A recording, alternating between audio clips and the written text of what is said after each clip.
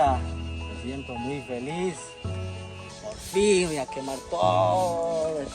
Sale, ya tenemos, me queda de otra. Cherete, ¿qué estás diciendo?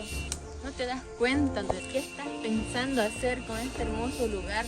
¿Cómo quemar todo esto? Para tener más sembradíos. Pero no, sabes que tendremos en un futuro nuestros hijos. Les pueden servir para que vengan acá a jugar, incluso a venir a alimentar a los peces.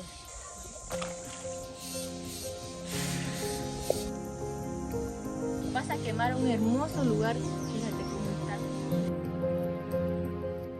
Me acordé de su sabia palabra de mi abuelo, que decía que nosotros somos parte de la naturaleza.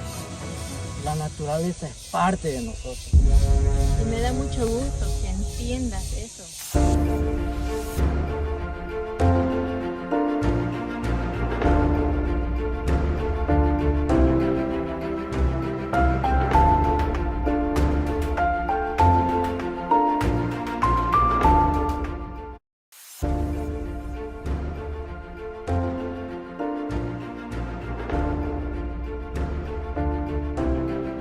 Señor, ¿por qué bota esa colilla de cigarro? ¿No ve que puede ocasionar incendios?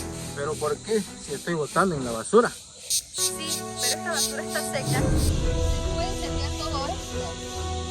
Tienes razón, señorita. Va a disculpar.